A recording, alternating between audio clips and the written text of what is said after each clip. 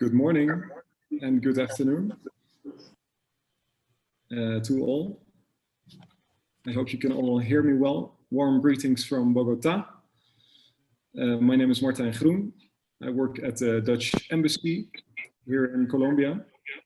And firstly, I'd like to warmly welcome Eugenio Hellman for agreeing to have this meeting with us. My ambassador recently spoke with Nacho, your head of mission, I can say, of the Inter-American Development Bank. And they agreed to set up a session where we could do a deep dive into all sorts of details that are relevant for Dutch companies. So we very much appreciate that. Thank you very much. And after my words, I'll give you the floor to introduce yourself more. Also a warm welcome to Holland House, of course, and thank you for organizing this call. Jan Willem and colleagues, very much appreciated, and thank you for inviting the companies. And lastly, of course, welcome and thank you to the companies that are participating. I hope this is of great use to you. We've selected a selected number of companies to have a sort of in-depth session where we can also have time for questions and answers after the presentation. And we'd like to keep it a bit more intimate for the companies that we feel that have experience or interest in IADB programs and tenders. I propose to start with the presentation from the IADB. It will take around 30-40 minutes. And in the last 20 minutes of this call, we would have time for questions and answers. So for the companies and other participants, I would ask you to think of questions for Eugenio after his presentation. And if everybody agrees with that, I would like to give the floor to you, Eugenio Hellman. Thank you very much. Thank you, Martin. My name is Eugenio Hellman. I am actually the lead procurement specialist of the bank of the IDB here in Bogota. And my responsibility mainly is to provide support to our customer, that is the government of Colombia, in all the projects that are financed by the bank. The type of support that I provide is a technical support. I'm an expert in the procurement laws and procurement policies of the bank. So because we have this agreement that if the bank finances a project, they have to use our policies, well, I'm the guy that they come for advice. So my goal today is actually to share some of this knowledge. It's actually to go over what does it mean to actually work in a special regime that is the bank policies. What are some of the business opportunities for the firms? What are some of the challenges that you might face? So I'm going to be talking about different areas, and of course, we can leave the questions for the end, but if you have a question in the middle of my presentation, please go ahead, interrupt me, and we can go from there. We're a small group, so I think actually it's possible that we can also work in that matter. I'm going to be sharing a presentation. Please tell me as soon as you see it in your screen.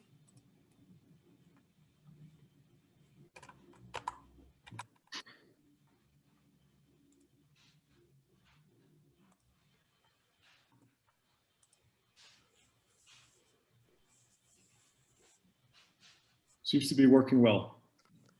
Okay, great. Perfect. All right, so I'm going to talk a little bit about the IDB financing in Latin America. Okay, I'm assuming they're a little familiar with our bank. You know, we are a bank that is composed of 48 country members, of which 26 of them are the ones that receive the loans, are borrowing member countries. Colombia is a donor country, but it's also a member country. Holland is only a donor country. So we actually provide loans of around, $13 billion a year. There's around 100 loans that we do. Mostly are investment loans, and we also do some donations, around 150 million. But the market in Latin America is much larger than that. We calculate that the Latin American and some of the Caribbean countries' public procurement market is around 800 billion, right?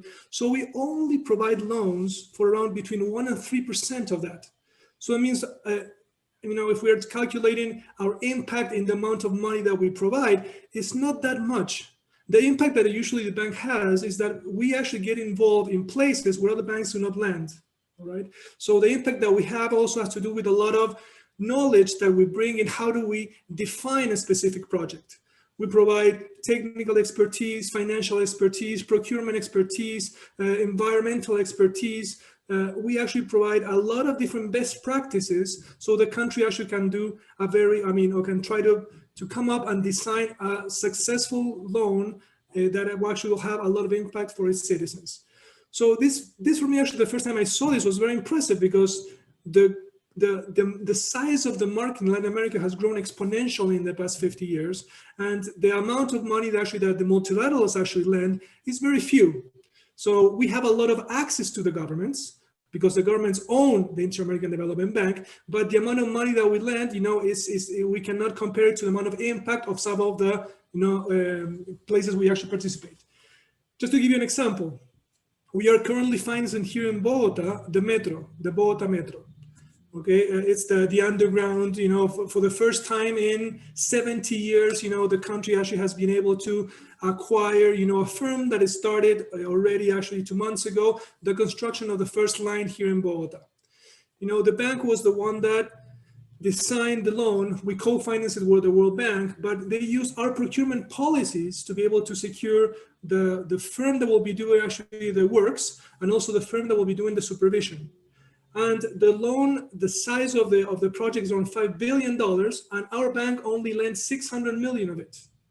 So, but it was important for Colombia to have a partner that will have the expertise to provide them some guidance on, okay, so how do we structure this loan? How do we do this procurement? How do we, are we able to attract firms, with some best practices of the market? So here are some other numbers. As I told you before, we lend around 12 billion a year. I'm going to get a little bit in detail about what does it mean, and like some of the responsibilities of both parties, the governments, and the bank. And this particular year, we approved around 13 billion, all right? So actually it's been, I would say, a little bit of a record year. A lot of them have to do with, the pandemic, that we actually were supporting some of our member countries. But as you see, half of our loans have to do with infrastructure and energy. Right? This have to do with few projects, high dollar projects. For example, as I said, I told you about the metro, but we also have a lot of other infrastructure projects in different countries, and we have a lot of water and sanitation projects in different countries. Then we go to institutions for development. We have a lot of projects in this country in particular, where we try to improve how the government works. We have actually a project with the local IRS, that is the DIAN, that is the one that is in charge of taxes. We have projects with La Contraloría, with La Procuraduría, with all the control entities, actually that work for the government. And we have a very large project starting next year, around $500 million, $500 million, with the Ministry of Justice, actually to revamp all their justice system. That's going to be a very interesting, projects that we're going to be undertaking with the government. But in the past couple of years, we're also starting to, to delve into new areas. Some of these new areas have to do with climate change and sustainability. As you see, it's very little, percentage of our current total portfolio, but we are actually increasing because we have targets that we have to meet in order to increase the amount of projects that we produce in this area.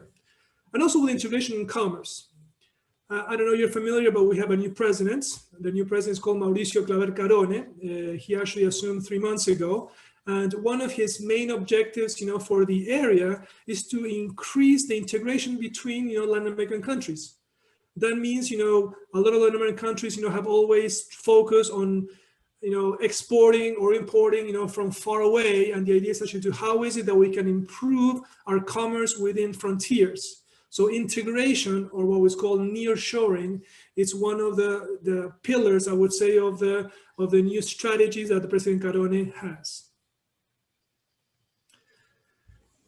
Now, if we go back specifically to the amount of contracts that we award yearly, even though we lend around $13 billion, half of that is money that we go directly and we transfer directly to the budgets of the different countries.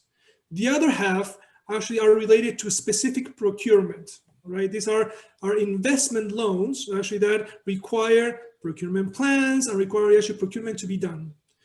Of those $4 or $5 billion, and this year it was a little bit more, we actually have every year around 30,000 contracts within our own procurement policies. Okay, so this, for example, in the case of Colombia, we have over 500 contracts every year using our procurement policies. And the percentages are similar. Most of the contracts have to do with consulting work, have to do with, we have studies or supervision, or, you know, like we need answers to specific things, you know, like, so most of the countries have to do with expertise that is required for the country that probably is related to future projects or future goods, or the purchase of goods, or future works. But, you know, it's been in the past, I will say 15 years, you know, like this statistics and this ratio has been remain, you know, very similar. Around 85% of the contracts are consulting work, 15% are goods and works.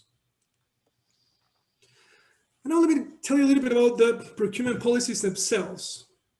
Right. So, as I said before, the country has, we have an agreement with the countries, and this agreement actually comes from our constitution. The bank was actually created in 1959, and within the constitution of the bank, it already had an article talking about the fiduciary responsibility.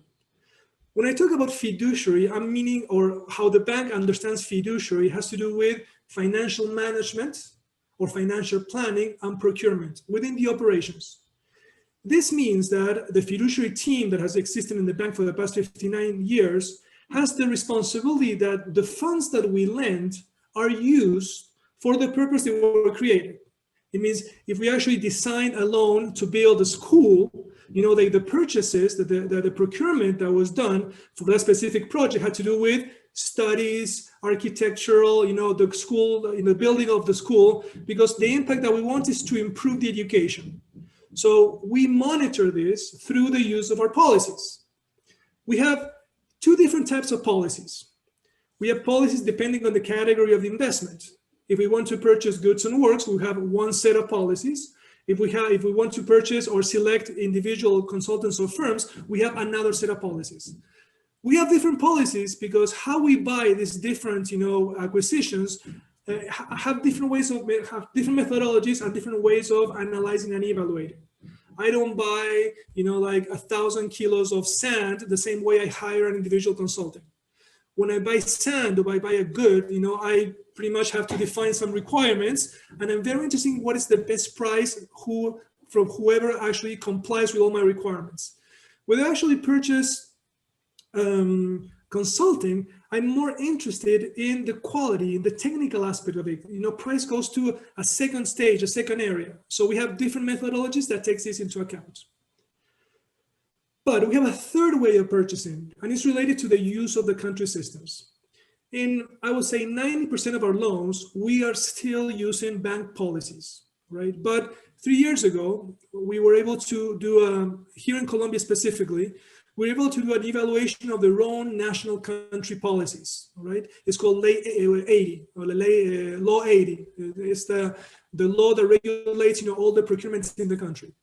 And we realized in the past 10 years, you know, since the last evaluation was done, Colombia has actually been very successful in moving towards better practices. So we actually evaluated, we did it with the OECD, and we determined actually that we could actually, in some cases, use their policies. So for some smaller procurements, we are in Colombia allowed to put their own methodologies in our procurement plans. So let's say we have this specific loan that we have to build, let's say 40 schools, and we have a procurement plan in this specific loan. And in that procurement plan, we said, okay, this is how we're going to, this is all the goods and works that we're going to buy. These are all the works that we're going to buy. These are all the firms that we're going to hire. And these are all the individuals that we're going to hire. So then, as soon as we know what we're going to buy, we start deciding on which methodologies are we going to use. So this work is $100 million. So we're going to use, you know, ICB, that is International Competitive Bidding, that is a bank methodology. But we have this other works that is only $500,000. So we can actually use current law, local law. Okay, so that means that the government currently has much more options in order actually to purchase something, you know, like to purchase something related to the goals that they want to achieve, you know, in one of their own loans that are financed by the bank.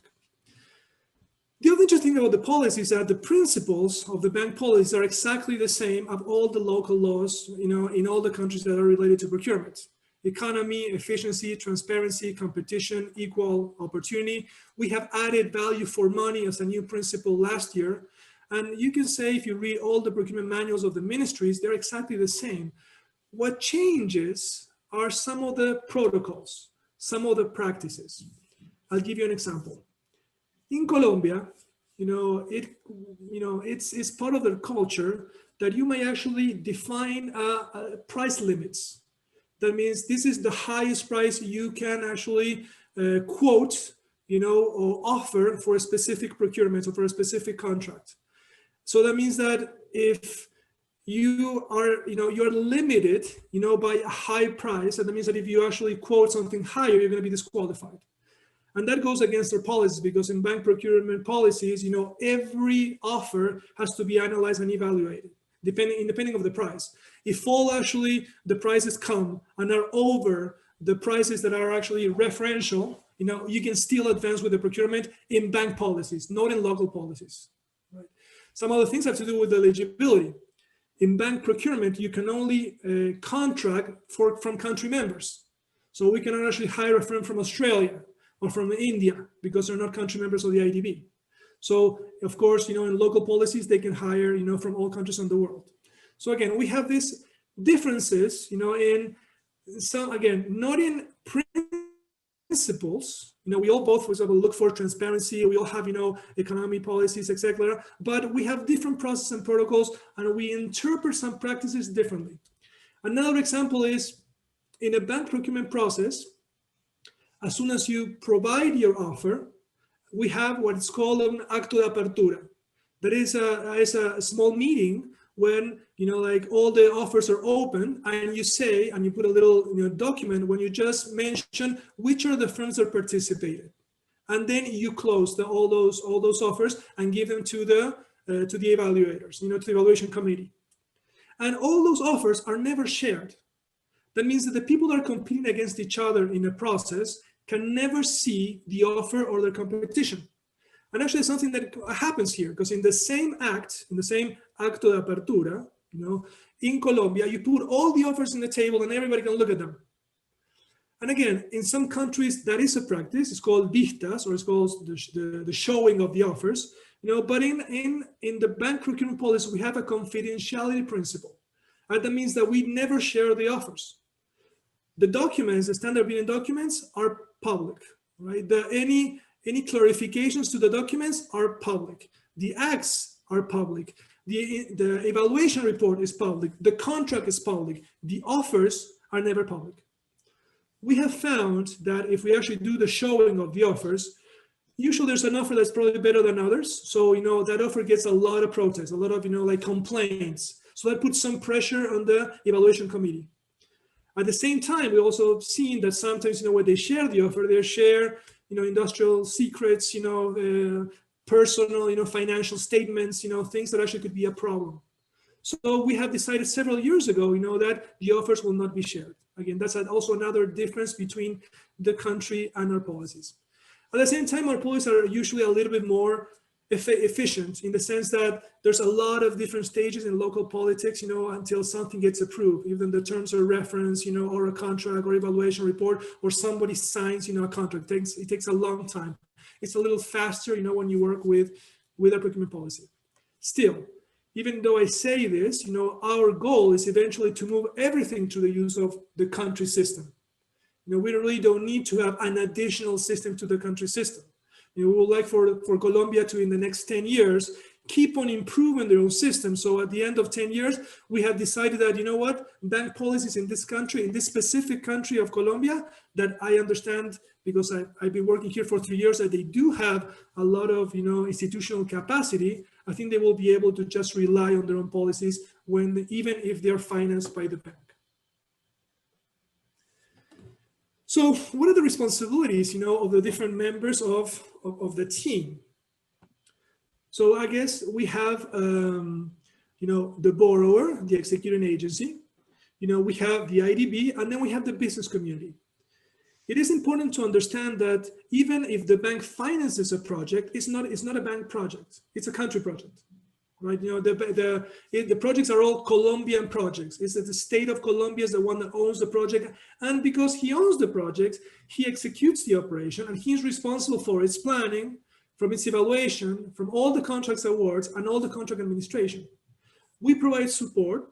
we monitor some of these, activities, because again, remember that I talked about this fiduciary responsibility that we have. We have to figure out what happens with our funds, but we don't execute. We oversee, and we never have any relationship with the business community, because the contracts and the relationship is borrowing, business community. We are not there, all right? So sometimes, people are mistaken, and when there is a problem, they usually come to the bank and they say, I have this problem, like the government is not paying me. We, of course, take all those messages and we interact with the executing agency, but we are not responsible for it. There's a very clear difference there. And how is it that we work? Just also for you to have some understanding. We have 26 borrowing countries, and we have country strategies for these 26 countries. So we get together with all countries every 5 years or so. Sometimes it's related to the changes in the executive power, when they change presidents, some it's not. But every 5 years, we sit down with the countries and we build up a strategy. That means, where do they need support in the next couple of years, and when do they think we can support them? So let's say we agree that in the next 5 years, we're going to help them in their transportation sector. We're going to build, highways for them. Okay. So that means we do a 5-year project for, let's say, $1 billion in 5 years. And then on a yearly basis, we design specific projects. In this first year, we're going to do 200 kilometers of highway in this state or in this province, and we keep on moving towards trying to achieve our strategy. And we have this strategy that is a public document in all the different countries. So you can actually see, if you're interested, to see where in principle the bank is going to provide support in the coming years. Clearly with this pandemic, that we have changed some of the strategies.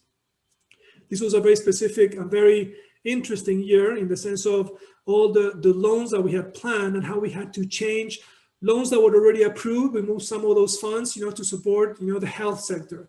And then we were very flexible in a lot of our policies because we needed, a lot of supplies in order to fight this pandemic. So we actually had to change, some of the gears and put aside some of the plans and move ahead some of the plans.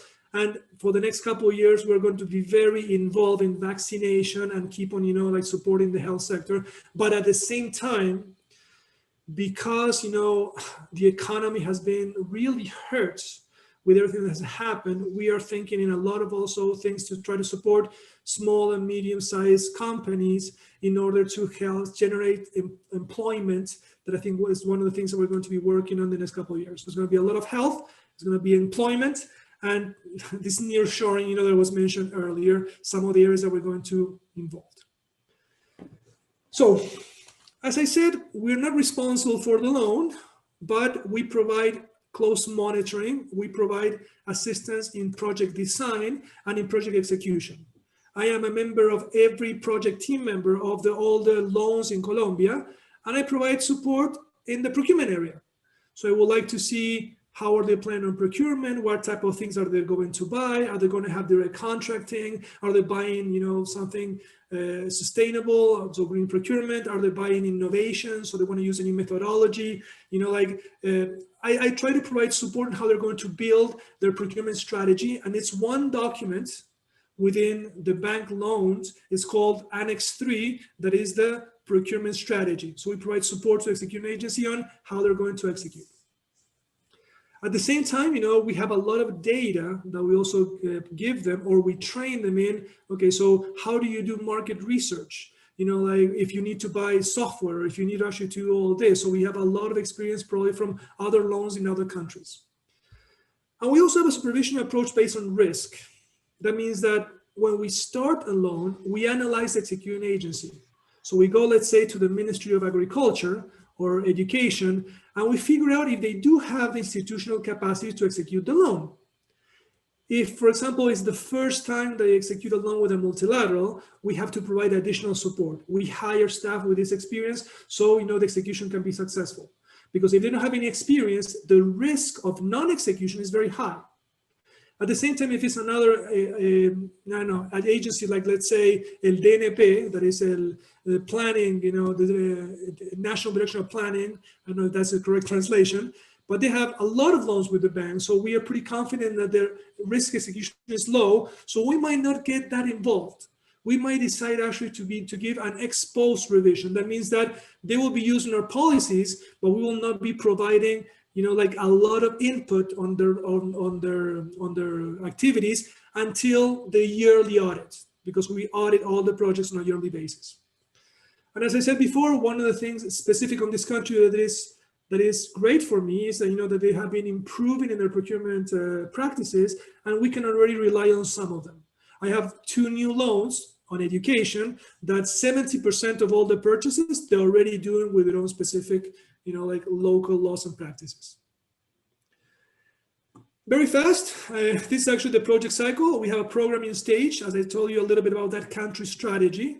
So the country strategy is this document for a 5-year, output. The programming is a document for a 1-year output. So when you see the program for Colombia of the year, you're going to see that we have 6 loans, or between 6 and 10 loans that are being designed currently, actually to be approved next year, following and aligning themselves to the country strategy. Once we start with a loan, it takes between 3 and 6 months. If it's a COVID loan, it takes a little bit less, because now we have specific policies for COVID loans. But the preparation and the approval is a lot of teams, a lot of travel, a lot of missions, a lot of conversations to figure out exactly what are going to be the components, what is going to be the impact that we are expecting, what are going to be the procurement, the safeguards, the environmental safeguards, like all the different areas that actually make a loan sustainable. Okay, remember, that the mission of the IDB is actually to improve the lives of the citizens of the borrowing countries. So we have to build things that are going to last and going to have impact. So it is in this area, a lot of very smart people get together actually to try to figure out what is going to be the best way to move forward, let's say, to build those schools, to improve that education, or to build those waterworks in order to, take water for the first time to a specific place. And then, when it's approved, actually we have an approval that is in our country board. Our headquarters are in Washington, D.C. And then there's another approval that's in Congress, because the IDB loan is actually a law. It's an international treaty that provides the country the opportunity to endebt themselves, so actually go into debt. So they actually has to become a law by Congress. And once that is being approved, there's some clauses that have to be taken care, like they have to build teams, and they have to create some specific accounts, and then the loan can start. The execution of the supervision of the loan takes between 4 to 8 years, depending. If it's let's say the loan with the IRS, or I was talking about, it's a loan has to do with a lot of consulting to improve, an area of the government, might take 4 or 5 years, but most of the infrastructure works, projects, they do take around 8 years. We expect the Metro Bogota, for example, probably will take around 8 years. And once, the project starts, you have what's called procurement notices. When a new loan starts, there's something called a general procurement notice that says in the next 4 years, we're going to be building these schools, or we're going to be building this specific, metro. So the market has some understanding of what's coming in the pipeline. But then a work plan or a procurement plan is created. All the procurement plans, by the way, are public. And the procurement plan has specific notices.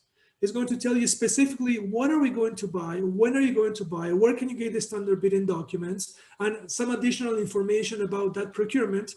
And they come up, on a weekly, monthly basis, depending on what is the plan of what the procurement plan says it has to be acquired this specific quarter or this specific year.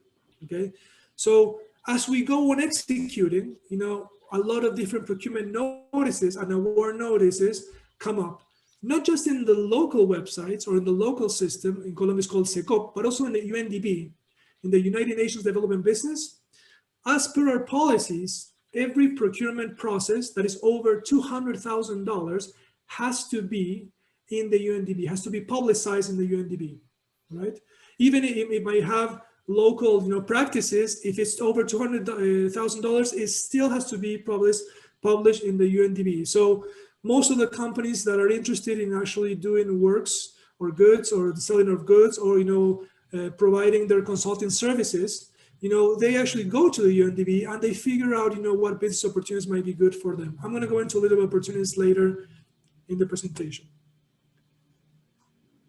So also important, the bank has its own provisions for prohibited practices in every standard bidding document. So every contract, those 30,000 contracts that you saw have some language on them that if we get a complaint, the bank has the right to investigate. We can figure out if the complaint has merit or if it doesn't, and we can decide not to, let's say, not to finance that specific, procurement. We can declare something ineligible, somebody or a firm ineligible, and of course, locally, they can actually pursue things, in criminal courts. Of course, we are not police force, so we don't have a criminal court. The max that we can do is declare somebody ineligible, or we declare what's called misprocurement. That is that we are not going to finance this because we have evidence of fraud, corruption, obstruction, or it's called apropiación indebida. There's actually what some government official uses the funds for its own means. So we actually have the protocols in place that everybody can actually present a complaint, and we have to investigate all of them. We are not responsible for the answers, the government is, because remember that it is the government alone. But if we don't agree with the government's response, we can decide to declare misprocurement or to prosecute, a firm and put it in our list of eligibility. And by the way, all the multilaterals, the World Bank, the Asian Development Bank, the African Development Bank, the Islamic Development Bank, the IDB, all of us actually work together. So when we have somebody on a list of an eligibility, that person is ineligible for all the different banks, so that he couldn't participate in any actually process that is financed by any of the different banks. Okay, so anybody can submit the complaints. The protest could be of a prohibited practice. Let's say they see a fraud. That is what somebody lies on their experience, for example. Or it can be an act of corruption, like they have evidence that somebody else is going to give a contract for something in return. But there's some claims or some protests that are for technical issues, so it's not a prohibited practice that is investigated by Washington. We have a specific team there, but it's a technical issue that I can resolve. If we get a complaint that says, we are very interested in participating in this ICB, this International Competitive Bidding, but I can see that it was published yesterday and they're asking for the offers in 5 days. And our policy says that it's an ICB, you list at least 1 or 2 months. Okay, so that's actually a technical issue. That is not a prohibited practices issue. And because it's a technical issue, we can solve it here in place. So a lot of claims are technical, are not prohibited practices, and are very fast, fastly resolved. Something also important is that when we get a claim, it doesn't stop the process. That happened before, in a bank finance process, we got a protest, so we had to stop the process until we solved the process. But the problem that we had is that 90% of the cases had no merit, and the process was just put in place in order to stop the process, to make it very difficult actually to advance, to try to stop it at all, to cancel, to move it for next year. So we decided actually that a protest or a claim, a technical claim, does not stop the process, but we try to solve it very fast. Within a week, our Office of Institutional Integrity are the ones that deal with this type of protest, are the ones that tell us to stop the process or to move on, to go ahead. Or ourselves, we just try to solve it very fast. So, here in-house, it usually doesn't take us more than 3 or 4 days. So that is something good because we have received much less amount of protests in our processes because of this. In Colombia, we only get between 3 and 5 protests per year on the around 500 processes that we have, and that is a pretty good ratio.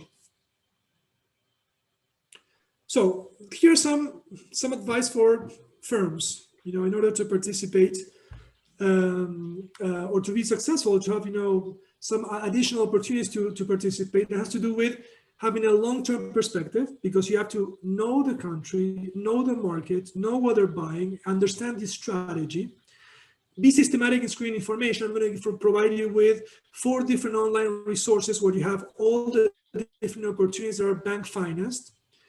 Be strategic, in the sense that a lot of firms, create consortiums and actually associate with each other in order to participate to a market that probably they don't understand very well. You can always contact the executing agency. That is actually the ministry that will be in charge of the procurement. They should provide you with more information. There's a lot of information that's completely public. Understand, some of the things I told you before, like there's some legal nuances of foreign firms, like the visas, the taxes that you have to pay, the registrations, if you're going to establish yourself here legally. There's also one thing important about our policies, that is, if you, for example, if you have, let's say, an office in country and you want to participate in a consulting process, right? And you have to use your own experience in order to participate. You cannot use the experience of your headquarters unless your headquarters is in an association or a consortium with you, okay?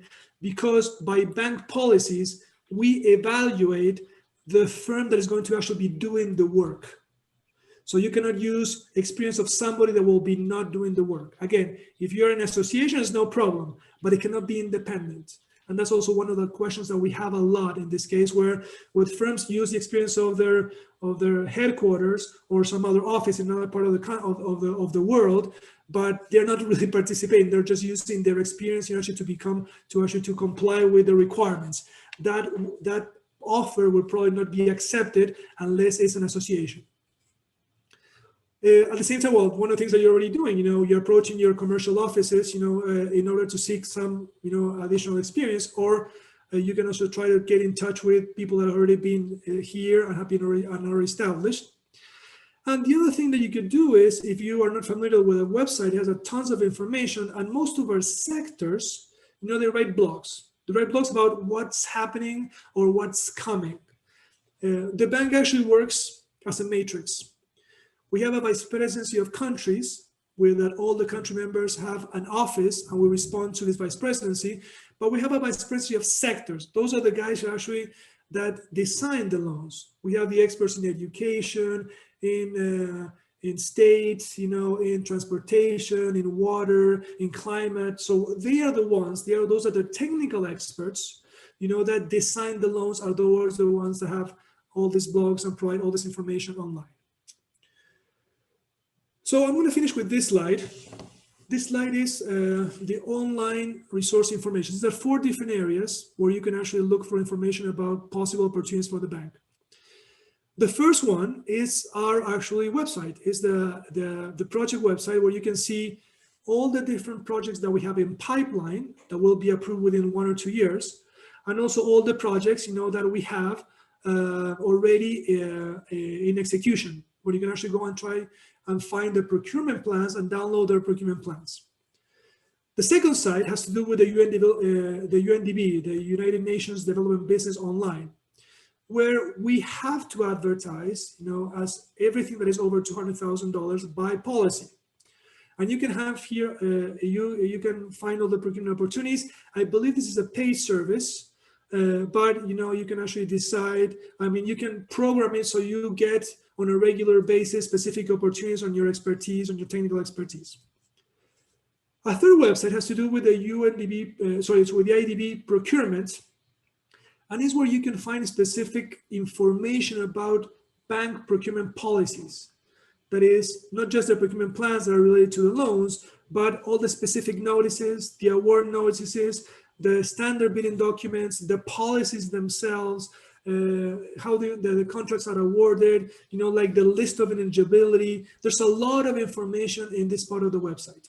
Again, this specific, presentation that I provided had to do with how to do business with the bank. We have also all sorts of other capacity building events have to do with, okay, so how do you do a specific, methodology? How do you do an ICB or an NCB or direct contracting, or how do I read a specific loan, et cetera, or a standard bidding document? And if you're interested in that type of, capacity building events, we also have opportunities where we train executing agencies under the market in order to better understand their policies. That definitely will be available next year. Lastly, I want to talk about Connect Americas. This is a social network and actually has been very successful for the COVID, because here is when you connect customers and buyers, right? If you actually go to that website, you're going to see a map, and you're going to see a lot of different firms actually publicizing their services, okay, and what are they good at, what they can do, and you can and this is where most of the government officials are actually going in order to find opportunities, or actually in order to find, you know, the things that are required in order for them to meet their plans. So this is a great website. It's an association with the IDB, with Connect Americas. We have been working for a couple of years, and it has exploded during the COVID. So we have thousands of firms that have actually put themselves out in the market, and now they are available in a sense in order for the governments that they might require a specific service. So again, these are the 4 main resources online that we have. Of course, you have other resources that are related to the national, you know, like online resources or online information. One of them is the SECOP. The SECOP is the electronic online, you know, procurement system that Colombia has. You have a lot of opportunities there. And of course, you have, you know, the opportunity to contact, as I said before, the executing agencies if you're interested in a specific standard a procurement notice. So if there's something that you find that you're interested in, you can definitely contact, you know, the executing agency. They should be able to provide you with information about a specific contract. At the same time, while they're doing, let's say, market research, when they're starting, you know, an execution or of a project, they usually do open houses, or they do data rooms, you know, when they put a lot of information where they might need, you know, like additional help in order to create the standard bidding document. So you might be able also to support them there. But I'm going to stop here. I think my time is up. We have some additional time for questions, so, you know, I can open the floor. Whoever has some questions that will I answered. Yeah, thank you very much, Eugenio. Excellent presentation, very in-depth, and I especially like the clarification on the roles between the IDB, the business community, and also the key elements for successful firms. Indeed, if you have any questions, you can either unmute your microphone or raise your hand in the chat function, and we'll give you the floor. So any questions from the participating companies, please. Yes, good afternoon, Eugenio. This is Paul Ravenstein from Witven and Bos. Do you hear me? Yes. Yes, okay. I have two questions. The first question is, if we would close a contract with the Inter-American Development Bank, under which law would that be? Would that be the law of the country where the project is?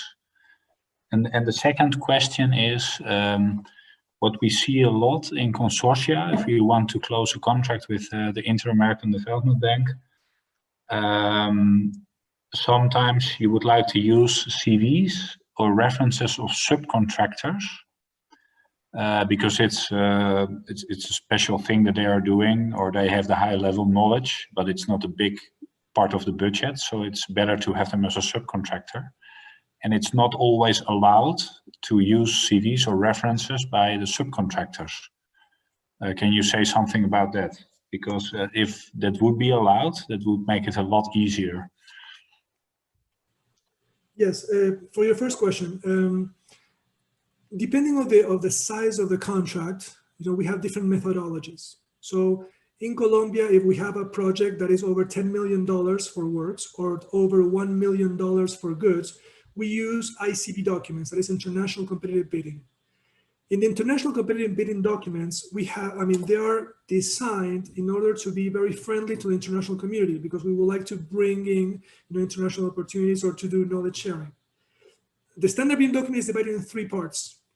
You have instructions, you have forms where actually you will be able to eventually put your offer, and you have a contract.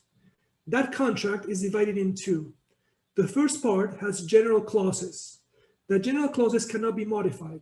They are clauses that are related to the specific ICB process and to the bank principles. But then they have specific clauses. Those specific clauses is what makes the contract local. So all the pre-contracting stages are bank policies. But once you're already in execution, it goes by local law, but with that model contract. That means that What makes the contract local is that they have specific warranties, specific, insurances, specific, laws that they have to follow for the country.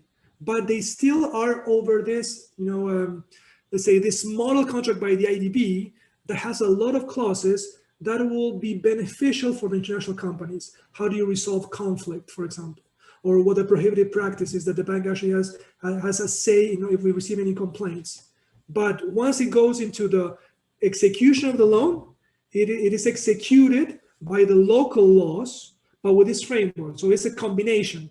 You have the general laws are bank policies, but the specific laws that are related to the specific, let's say, geography or a specific, market. Let's say we're doing waterworks in the jungle, so we have to figure out actually what are the types of insurance and guarantees that we'll be able to get there. So that actually has to be specific local. So the bank provides the models. There's some part of that model that they cannot change, and there's some part that they can change. So that's when it's an ICB.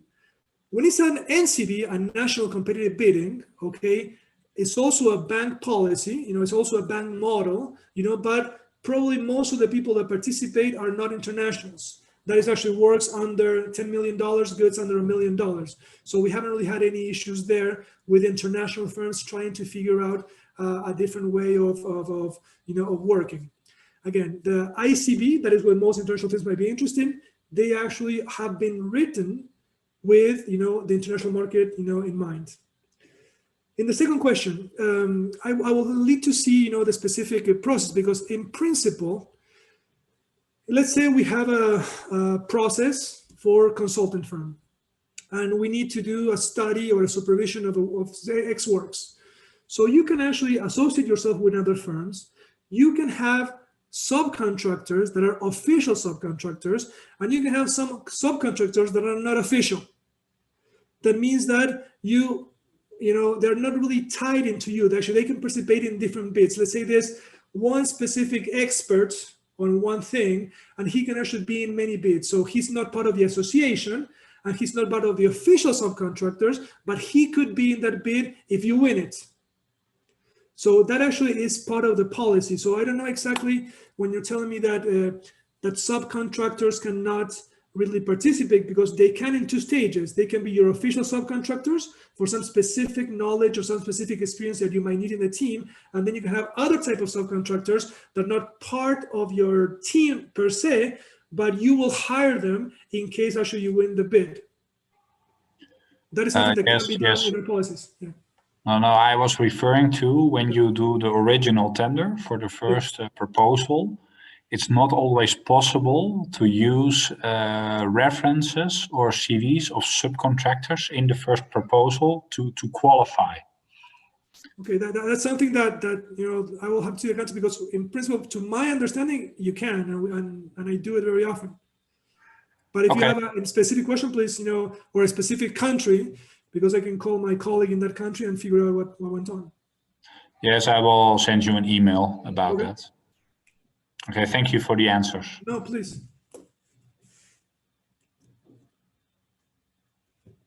Thank you for the questions.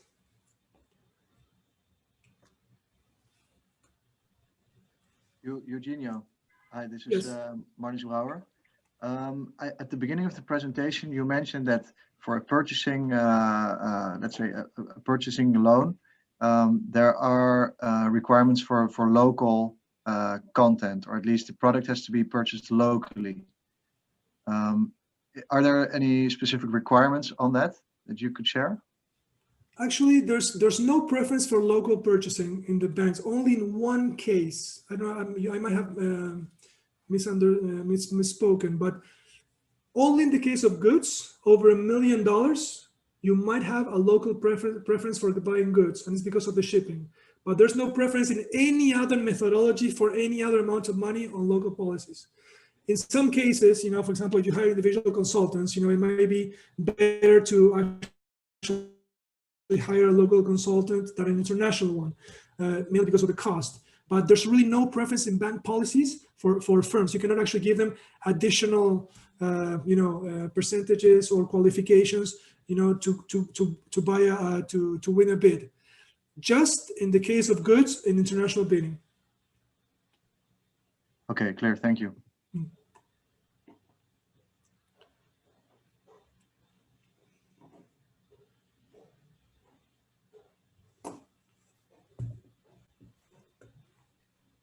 Eugenio. Yes. Yeah, this is John Pardo. I'm a government representative here in Colombia. Do you support military projects? Just No. No. I mean, military in Colombia they are working basically in sustain the peaceful, in some cases supports humanitarian missions also. But in order to do that, they are needing some assets. Do you support navies, for instance, to get those assets in order to carry on the mission? In my experience, we have provided, goods and works in cases of natural disasters that our military had collaborated, but the one doing the project and the purchasing wasn't the military.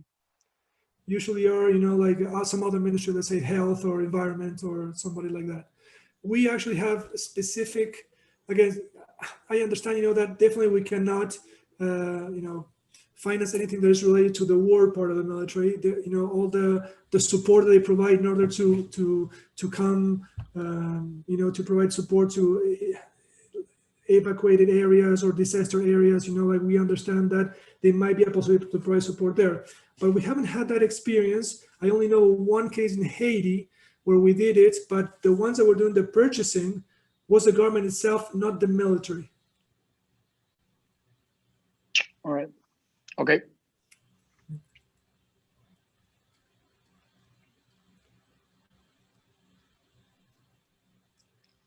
Any other questions? I have a question. I'm Germán Pineda from ISAACSA from Antea Group. I want to know if there is a short-term pipeline or if there is information about which loans or agreements will have new contracts in the following months in Colombia. In the following month? Yeah, in the following months. Well, we have that. We have that information, in the pipeline. I don't know if the information that is to the public, it goes into that level of detail about on a monthly basis. But if you're interested in a specific loan, or I can probably get you that information. We know, for example, that we have 6 loans in pipeline between now and June. And we know that we are currently actually in the signature of 2 loans that were in the pipeline of this past semester. But we have 2 types of pipeline. We have the pipeline of loans and the pipelines of technical cooperations. We do around 6 to 10 loans per year in Colombia, and we do around 10 to 25 technical cooperations. Technical cooperations are mainly donations. They're not really loans. And if you're interested in any of these, you can get in touch with me on something specific, and I can send you the information. Okay. Well, if there are only 6 loans, as far as I understood, is it possible to know which are the executing agencies? Yes, definitely. Okay. As most of the executing agents, we have a very good rapport, let's say, with the Ministry of Finance and El DNP. That are the ones actually that manage, like the relationship with the international financial institutions. But usually we have other institutions that do the executing agencies, let's say a ministry, but sometimes the ministry does not have the institutional capacity to execute, so they hire a fiduciary firm in order to do it. So sometimes, you might see that there's a ministry that is the guy that is signing the loan, let's say, or the responsible party that is signing the loan, but somebody else is executing on their behalf. Somebody like Findeter or somebody like EPM, that are actually local organizations that have a lot of experience in executing this type of projects. Thank you. Thank you for the answer.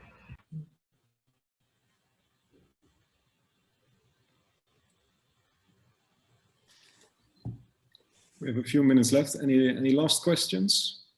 I do have more time. Eugenio, when we are talking about city projects, the impact will be in the city. how the process work, because I assume that those project doesn't go through a DMP, the planning department. They just go into the current staff of the city.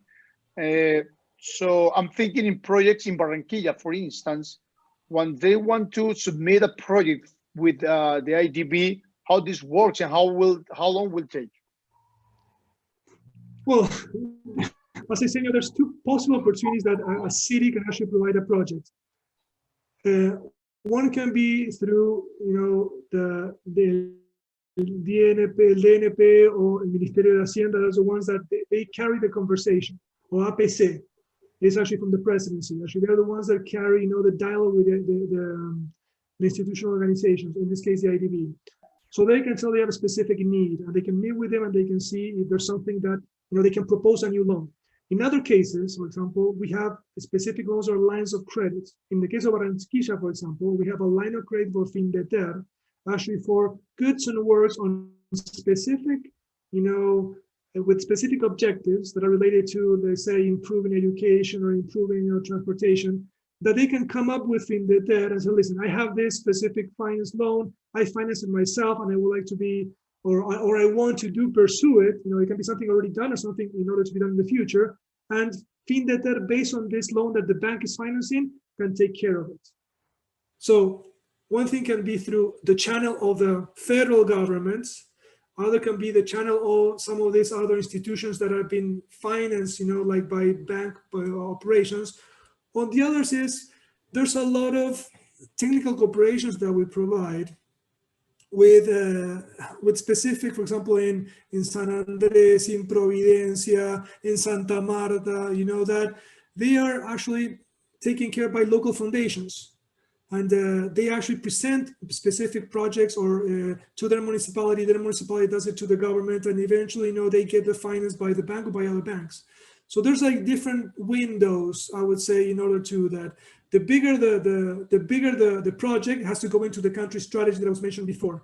And that is something that the dialogue is led by the Ministry of Finance. But there's a lot of other things or projects that have already been in place. You just have to know, where to tap, or, or what foundation is actually managing a TC, or which actually government, understands that they can go to some of these lines of credits that we have in place. All right. Thank you, Henry. Thank you very much. Thank you very much. I think we need to come to the closing of this session. I see some of the participants already thanked us in the chat and left. So if there are no further questions, I would like to thank you, Eugenio, very much for the presentation and also your comprehensive answers. From the embassy, I can say we really appreciate the open communication with you and with IADB. So this is very much appreciated, and I understand that companies can contact you directly as well. I understood from your answers if there are any questions. Definitely, please go ahead. Our objective here is to provide all the information possible that you can participate. Our objective is that we have competition. We have knowledge sharing. That we can provide the best possible service to the country. Again, trying to match or to meet our goal of improving the lives of the residents of this country by the loans that we provide. Excellent. We like that vision very much. For the last words, I'd like to give the microphone to Jan Willem to say something on behalf of Holland House and to close the meeting. Thank you, Jan Willem. Well, thank you, Martin.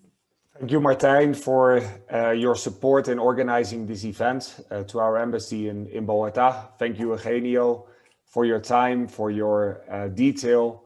I think there's one last question from my side. Is it possible to share your PowerPoint also with the participants? Of course, I'll send you this presentation and you can share it. Perfect. Thank you very much, Eugenio, for your presentation. I think very clear. And I think we have made a very small selection of companies. So today we had about 6 Dutch organizations of which we feel they have an opportunity with IDB. They should be aware of the tenders of the technical assistance projects you are supporting. So I think they will all revise the links that were also in your presentation to see what is happening, what is coming up. And I think it's very important that they also can contact you directly in case of any questions. So thank you very much for that. Thank you for the companies for joining. This is actually at the end of a very different year than the year before. This is actually the last webinar we are organizing as Holland House this year. A very small session. It's only 5-6 companies. We have had much bigger events, but I'm very happy that this was our last event of the year. Very happy to have you, Eugenio, as our speaker. I hope it has been useful for the companies that have joined. Thank you for that. And I wish you, for many of you, a good day because you're just starting. And for the ones in the Netherlands or elsewhere, have a great evening. Thank you very much for joining and see you in 2021. Take care. Happy holidays. Thank you. Bye-bye. Happy holidays. Bye.